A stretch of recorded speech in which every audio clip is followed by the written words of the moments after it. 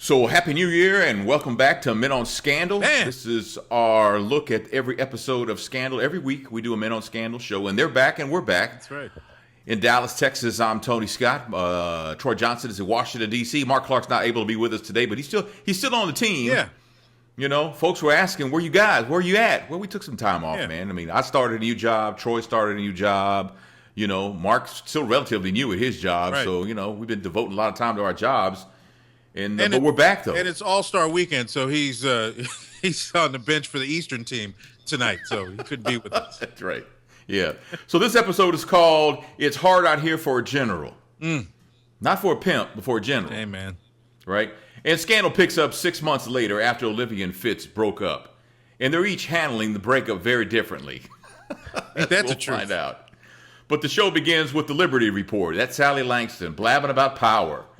Power is the enormous teat that this town suckles, is what she says. Well, teat and suckling? Wow. Yes. The story, she says, the stories I could tell you. Well, you know, Sally, why don't you tell us the story about the vice president who murdered her gay husband? Yes. Tell us about that one. Yes, by shifting into this role as the conductor of the television show, maybe that murder that I committed will never be a part of it. You know what? I have a feeling eventually it's going to come back. It's got to. It's got to. Yeah, better, because we're running out of episodes. Yeah, that's right. Olivia and Eli are having dinner in a restaurant, man, and a woman snaps her picture from another table. Now, but how do you sneak a picture and then you turn around and look? All right. How do you do? She took the picture like this, and then she turns around and looks. What was the point of that? And then the other woman, you know, mouths to Olivia Pope that, you know, we love you and all that. And Olivia says cheers, you know, and she goes back to her dinner with her dad. Which You know? threw me off a little. I wasn't ready to see them sitting down together. That kind of, I wasn't quite. I know 6 months have gone by, Yeah. but it just seemed a little. No. Yeah, because 6 months ago, I mean, she left Fitz and she wouldn't have anything to do with Eli. Now they're breaking bread together. Right. They man. always do this on this show. Damn it. Yeah. And he's lecturing her about power and how she messed it up and how she had the Oval.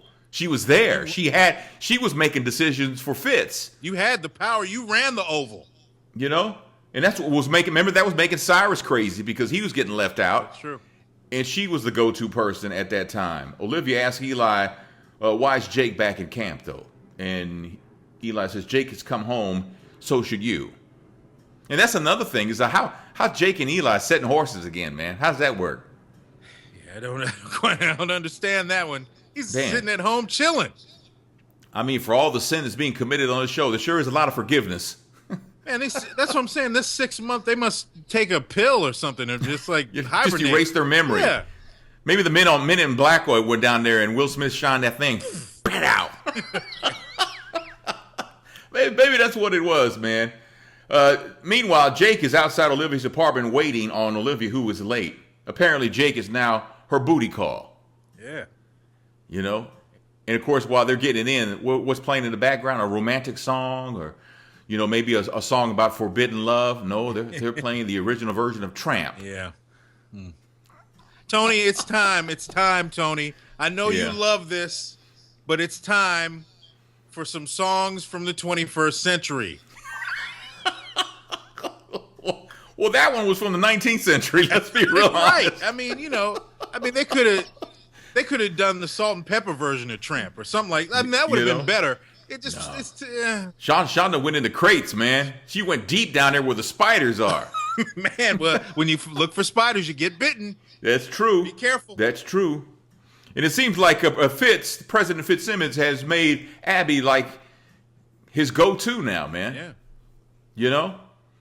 Huck comes to Olivia's apartment to tell her that they have a client.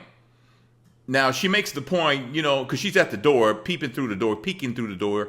She hasn't opened the door. And she does say, you know, you could have called me. But he says, no, that's not a good idea. And but she won't open the door. She's wearing a sheet, and Jake is standing right there. Right. And their client is the head of the NSA, Diane Peters. She's being looked at possibly for leaking Project Mercury. And she says nobody knows what, because Olivia says, well, what is Project Mercury? She says, well, I can't tell you because it's highly classified. Huck says he knows about it. It's about, you know, we're spying on all the leaders of the free world and we're tapping in everybody's phone calls. And Diane Peters says, how do you know that? He goes, because it's all over the dark net. Forgot about that dark net, see? That'll get you. Now, the dark net actually does exist. Yes, it does. Have you ever been, in many different forms. Some of it is very vile. Some of it is conspiracy theorist driven, and some of it is all about government secrets. Have you ever visited the dark net, man? See, you ignored me. I asked you if you visited. I've never done that. I tried to get on. I wouldn't even know how to get. Do you Google dark net? I mean, what do you do? There's a whole portal that you can get on, and I don't remember. I'm not a big web tech person, but yeah, there's a separate portal that you go on, and you can, just like a normal, internet crawler. So anybody can get to it. You just got to know how to get there. You got to know how to get to the portal, and then when you get there, you can do what you want. So can you Google dark portal, dark net? Yeah, I think you can find. If an idiot like me can figure out how to kind of get on it, I think it's safe that most people can. Yes. You're a lot of things, man, but an idiot is. Well, not I mean, one, when it comes to the dark net, I am. I mean, if you're an idiot, I'm Gomer. When you get there, I think you can buy stuff. Like if you wanted to buy some illicit drugs or whatever. Well, I know they said on TV that ISIS has its own social app now because they kept getting kicked off of Twitter. And you can't download it from the Google Play Store or the Apple App Store. Right. You have to get it from the dark net, is what I heard. So but I have no interest in getting it. Go to fatwa.com and you can get all you need. I thought you were going to say go to foxnews.com. Same thing. It's the same thing. Yeah, so. Pretty much. Well, the prime subject, though, the suspect in the Project Mercury theft is William Torrance, which is the NRA, the Diane Peters, her boyfriend. Yeah. But he's known as Billy. Billy is a project coordinator for an app company, so they're thinking maybe he's the one who put the rootkit on her computer, which lets somebody control her computer remotely, which we saw video of that.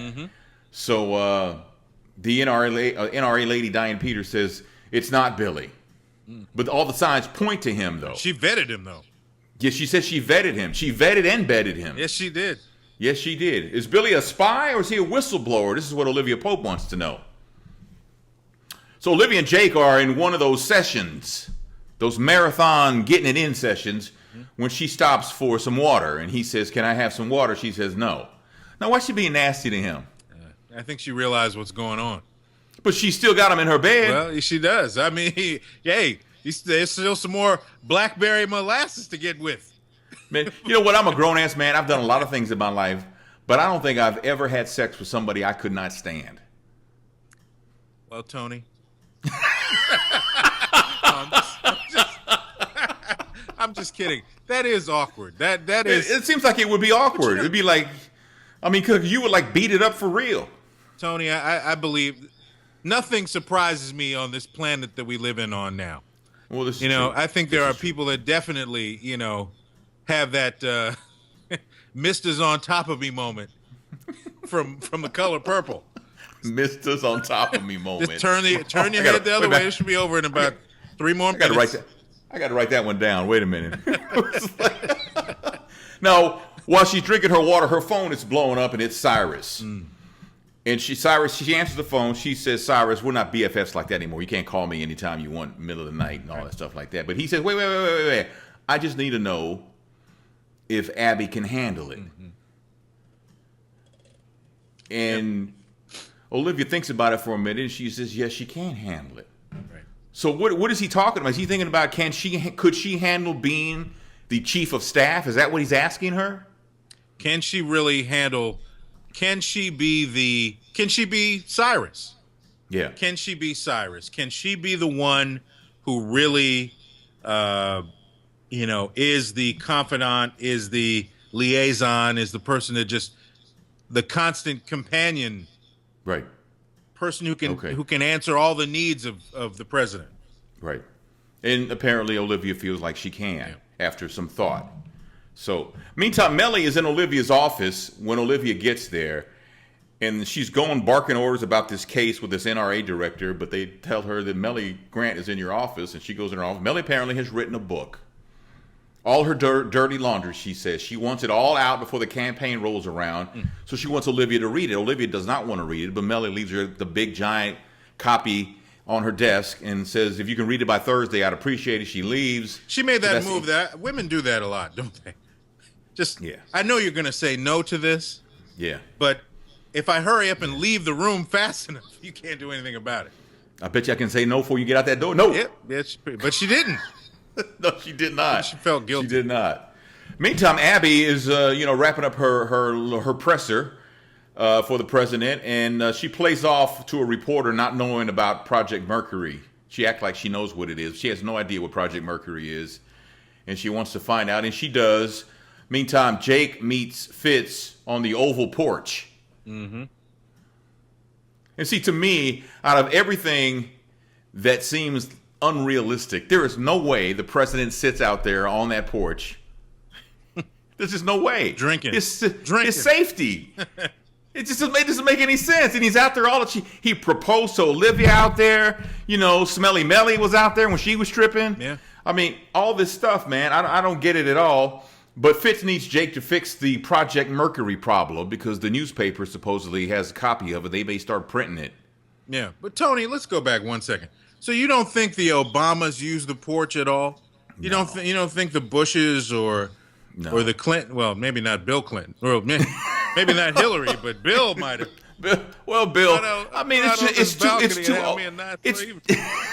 It's too open. You can't. It's just too open. I just imagined him saying that back in the day. But anyway,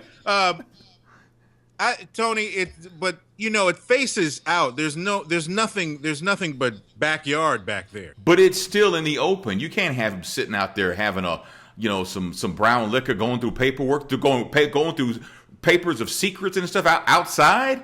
Come on, man. That's just not realistic. I don't know. I'm just saying. There's a no-fly zone. You got Secret Service agents walking all over the place. But it said they're talking about Project Mercury, which they refer to by name, but then they ask each other, have you talked to her? They can't say Olivia's name, right? They just say, but they can mention Project Mercury by name, but they can't mention, have you talked to her? Yeah. No, I haven't. Have you? Jake says no. And I guess Jake, well, he has talked to her. Technically, I didn't really talk to her.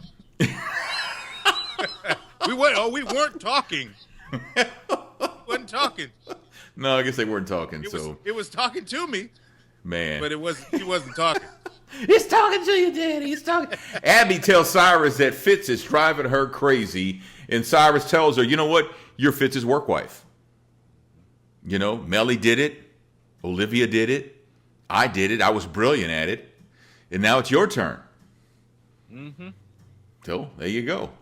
Huck tracks Billy's phone to an abandoned house. Billy's the one, William is the one everybody's looking for. They call him Billy because they think he might have taken the secrets from the NRA lady. Yep. So they go to the house. They all go to the house and they find Jake there. And Jake says that he was looking for him too because he's working for Fitz. So they're both, trying to do the same thing. Meantime, Olivia goes to the NRA lady's house. The government is taking boxes of files. And Diane Peters, the NRA lady, says, I'm officially a suspect on this Project Mercury thing. So, and it's funny how she believes now, the NRA lady believes that Billy's guilty now that she's a suspect. Oh, Billy's guilty. But before, there's no way Billy could do this. I vetted him. Right. Now they're taking boxes out your house, and all of a sudden he's guilty. A general's never wrong. Man. Until now. Man. So she wants Olivia to talk to the president about maybe finding a way out for her. Mm-hmm. Cutting her some slack or something, man. So Abby shows up for her girls' night with Olivia. When she's at the front door of Olivia's apartment, the president calls. She gets him off the phone. Olivia and Abby are having their night. Abby asks Olivia if she misses him. And Olivia says yes and no. Mm-hmm. Olivia says she needs to call Fitz and ask him for a favor, and Abby says, yeah, but you're scared he's going to answer the phone. Which really, that's one thing about those two. They can really be honest with each other. They can really say, and that's a cool friendship to have. That's true. That's true. But can they get to that point where it's just a friendship? And they just realize that? or will the sparks fly again? Will they be trying to, did the experience that they just had cloud whatever possibility of a real strong friendship? You know what I mean? You mean between Olivia and Fitz? Yeah. Oh, I don't think they can ever be friends. I think they can be lovers again, but they can never just be friends. Mm-hmm. Mm-hmm. There's just too much attraction there. Yeah. It's just one of those things. So Olivia calls Fitz, and Fitz doesn't take her call. No. Gave her the gas face, man. And this talk to the hand. So much for that power you used to have. She found out in that sequence that I don't have any power anymore. Nothing. She's got nothing with him. Because the general was like, hey, I know you got to end. Come on. Yeah. Give me a mulligan. Hook me up. And she's really counting on that. Yes. She's really counting on that. But no, not so much. Fitz called Abby again. And Abby's getting fed up with this because he calls her like in the middle of the night. See, Olivia, in the 6 months since they broken up, Olivia's got her little side piece, Jake. Mm-hmm. She's working, but she's boning too, Yeah. Meantime, Fitz is just working his tail off. Yeah. Staying up all hours of the night trying to get things done. Working Abby's tail off too. She didn't have a tail. She didn't have a tail. Well, Olivia and Jake have a semi-moment when they're leaving the bedroom in the morning to face their own day. And Jake grabs her hand and puts it on his cheek. And then he kisses her hand. She pulls it away. And she says, lock up when you leave. You forgot to lock up the last time you were here. That's cold. Boy, if that don't say romance, I don't know what does. That's cold right there, man. That is cold. It was almost like a reversal of traditional roles. Mm. Like she was the man. Lock up. But even guys don't roll like that. Just quite that harsh. Yeah, they do. Do they? Yeah, we do. Like that? Lock up before you get out of here? Yeah. Well, most guys will tell the woman, won't leave until the woman leaves if it's his place. Yeah. He ain't gonna leave the woman there to lock up his crib. Well, that's true. That ain't gonna happen. That's true. This kind of reminds me of what was the movie with Eddie Murphy and Chris Rock and Stranger. What was the name of that movie? Oh, yes. I know what you're talking about. And remember how aggressive Robin Givens was? Yes. As a woman, she was aggressive. Yes. Especially when it came to dealing with Eddie Murphy. Remember that? I forget. Somebody's going to put in the comments the name of the movie. I just can't think of the name of it right now. Halle Berry. That was her breakout role, right? Mm-hmm, right. Yeah. So, let's see where we are here. By the way, this segment of the show brought to you by Archie Bunker. Male chauvinists everywhere. Yeah. Yes. Olivia tells the NSA lady, because the Diane Peters, the NSA lady, she's like, what did the president say? She says, he wasn't helpful. Because she couldn't tell him. She couldn't tell the client that the president wouldn't take my call. And she only tried once. Now, you only get one shot there. When the president, she knew exactly, if that phone was answered, we'd be on a different trajectory. Yeah. That phone call, I'm unavailable. Yeah. That pretty much said it all right there. There's nothing to say. Nothing to say at all. No need to try again. What for? Yep. The same thing's going to happen. So Quinn figures out that voice on the voicemail is not Billy. It's not the NSA lady's boyfriend, who she thinks is guilty now that her butt's in the jackpot. OPA goes to the abandoned house where they had tracked Billy's phone earlier in the show. And Olivia, for some reason, they're in the kitchen and she opens the fridge. Well, she can't open the fridge. She calls Huck to open it. Mm-hmm. And Billy's in the fridge, dead. Heard of Billy the Kid, Billy the Fridge. Billy the Fridge. And that's when Olivia says Jake wasn't searching for Billy when he was here with you guys earlier. He killed him. He was disposing the bodies, what he was doing. Mm. Meantime, Fitz nominates for the head of the NRA, NSA, NBA, MLB, NFL. He nominates Jacob Hamilton Ballard, a.k.a. Jake the Booty Call Ballard. So now it's all starting to make sense to Olivia, right? Yeah. I mean, it's all starting to come together for her, like it usually does. Usually she gets it. More times than not, she's usually too late. But that's cool. Yes. You know? Late again. Olivia goes to Eli's house where Jake is, confronting Jake about killing Billy so he could get the NSA job. And it's pretty apparent because Jake's like, I detect anger in your voice. See, if someone would have told me that, if I was Olivia, I'd have smashed him over the head with that wine bottle, right? Yes. It's just so, yes. Because in a way, you're being condescending to her by saying that. Of course, she's mad. I detect anger in your voice. Mm-hmm. Yeah. Why though? I mean, this is too much for. To me, it seems like it's too much for Jake to have really conceived this situation. This is more of a Rowan, you know. You know what? I had written that down. Eli was behind the whole thing. Yeah. You know? Yeah. And his little mini rant that he had right there where he talked about you need to get on board and grab some of this power. Right. The power train's leaving the station. That's right.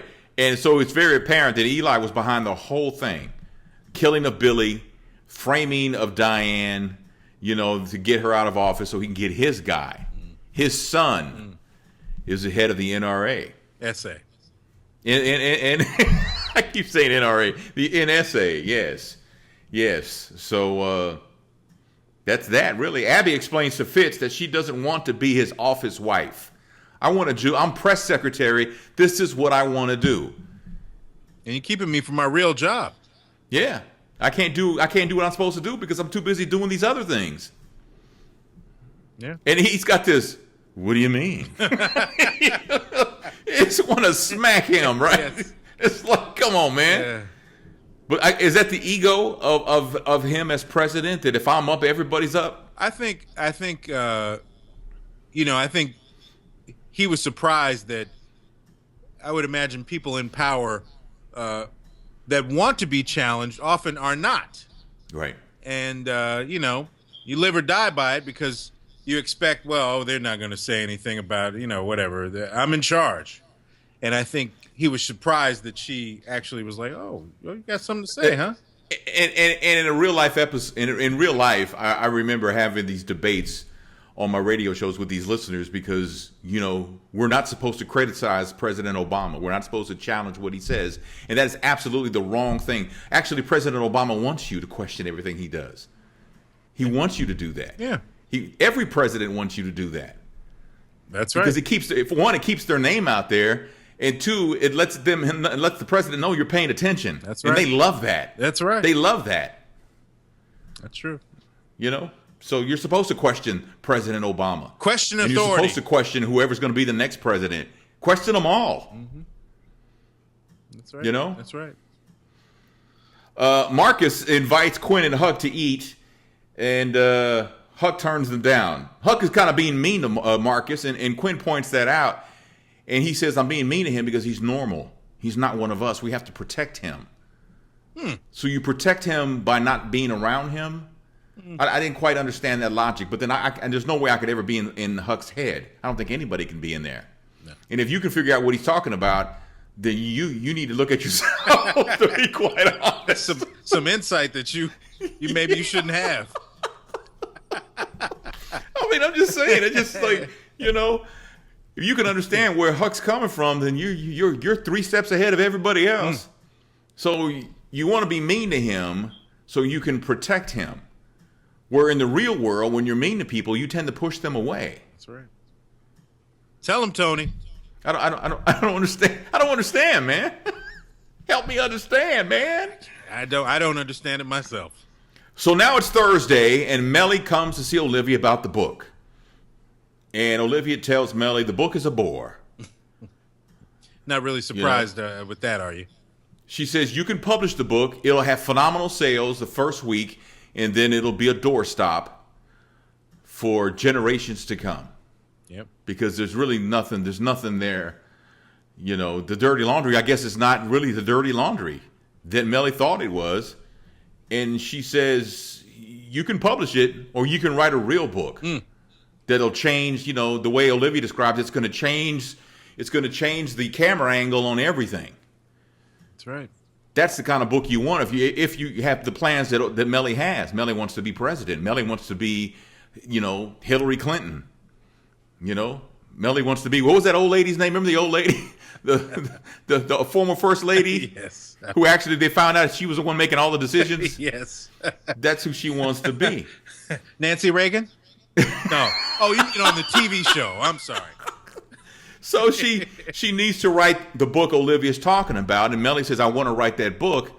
And this is again with apparently another dose of the forgiveness pill, because as much as they've got between them, Olivia says, "Good, I'll call you tomorrow. We'll get started on it." Y'all can't stand aside of each other. Wait a minute. What is that? Right. But you know what it is. She's gonna get some of that power, Tony. Everybody's switching teams. There was a lot of that going on, man. Yeah. There's a lot of that. There's a lot of that going on. But they're gonna write a book together. It's so funny because at the beginning, earlier when Melly first brought the book to Olivia, Melly says that she wrote. No, was it this in this conversation where Melly says she wrote it herself, and Olivia says the book sucks, and she goes, "Well, there's a ghostwriter." All of a sudden, she didn't do it by herself. Right. Hey, don't put it all on me. You know what I'm saying?